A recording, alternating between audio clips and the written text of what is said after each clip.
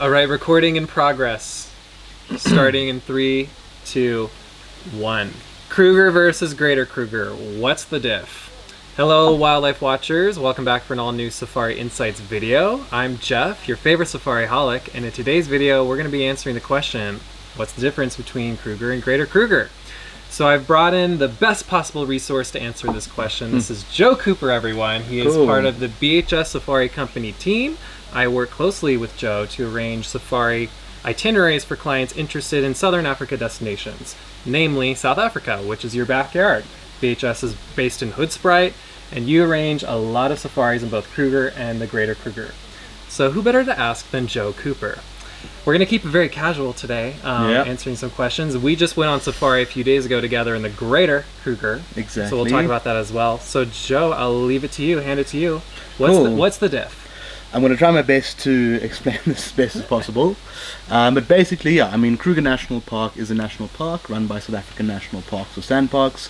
The Greater Kruger is essentially privately owned reserves that have dropped their fences to join up with the Kruger National Park. So the animals have got a much larger area to roam, but humans cannot pass that sort of threshold between Kruger National Park and Greater Kruger National Park. There's, huge differences in terms of your experience between the two. National parks all over Africa are open to the public. People are able to self-drive in the Kruger National Park. You go and you pay your conservation levy and you can spend a day driving around.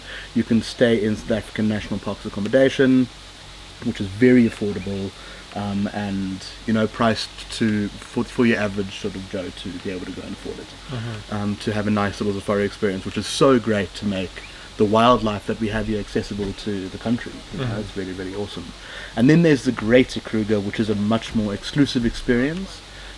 Basically, it's divided between about 4 different private reserves, which you've spent time in 2 of them. What are the main 4? So the main 4 would be Sabi Sands, which is probably the most well-known out of them. In the south, Thorny Bush, Timavati, Klaseri, Beluli. Okay. So those 5. Manyeleti is another one as well. So 6, I guess, main reserves. In different times. I think the Sabi Sands started in the 1950s. I think it's 1956 they first dropped their fence to the Kruger National Park.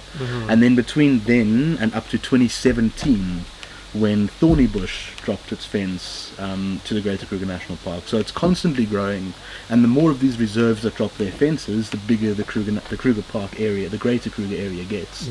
More space for animals and rewilding. It's the most amazing thing. The Greater Kruger offers some of the most exclusive safari experiences on the African continent.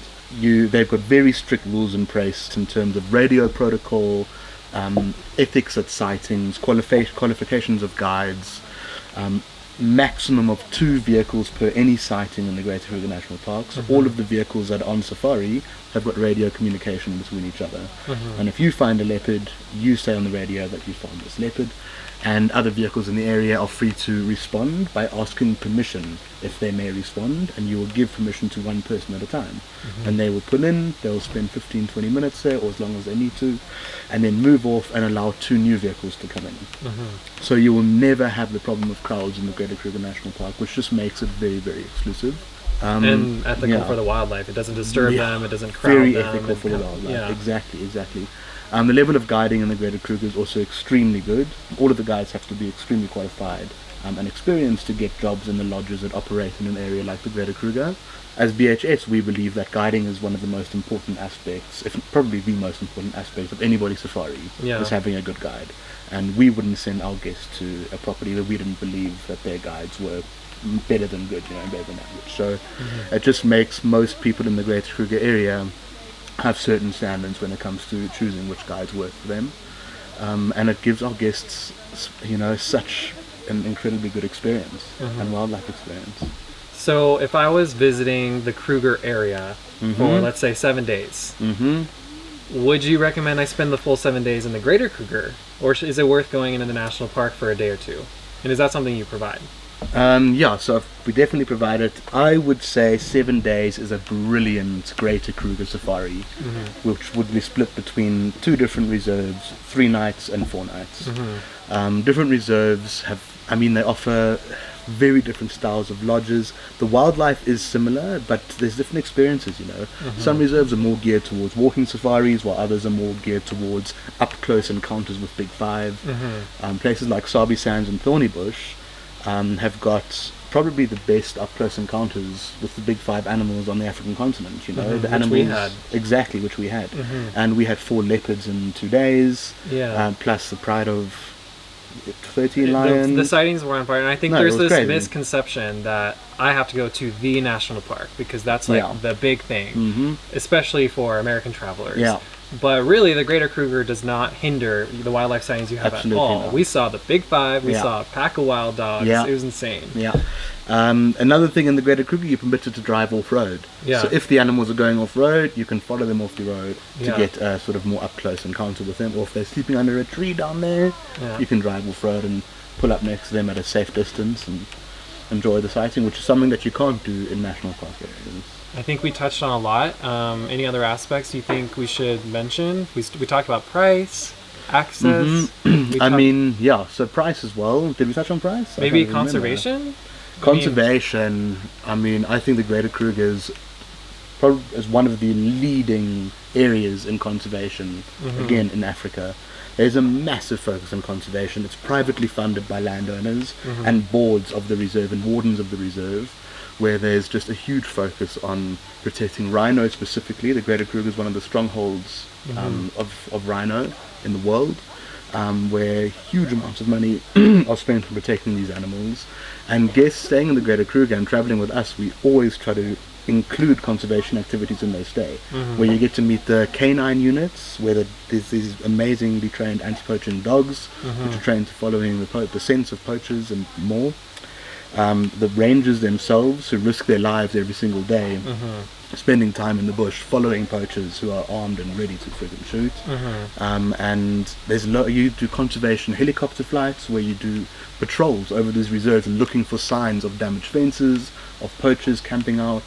And we try to include all of these things in our guest experience, you know, so you get Keep a it bit more very- of and you get more of a deeper insight into what's actually going on behind the scenes of this safari that you're on. Yeah. There's so much more to it than seeing the lion. It's Totally. why is the lion still there? How is it protected? And there's all of these things. And you as a know? guest, when you're contributing to that, it's kind of going Yes. towards these things. Yeah. Exactly. So I kind of want to tee you up for the next Yeah. point. Mm-hmm. Unlike many reserves and national parks across Africa, it's pretty promising you could find the Big Five in the whole Kruger region, which is really rare. And that's Yeah. super exciting as a Yeah. safari goer. Yeah. I mean, there's so many rhinos. Yeah. And that's No, usually the big absolutely. one Hey, missing. Yeah. It is. Like I said, you've got the stronghold of the rhinos, you know, and you see the Big Five and more. You get the wild dogs, Yeah. all sorts of things. Hey. Yeah. Yeah. It Well- really offers a fantastic wildlife experience. Cool. Yeah. Well, thank you so much, Joe, for answering that question. I know it's the one you get asked a lot. Exactly. And we came up with this video because we were asking each other, like, what's something you get asked most frequently? And Yeah. that was it.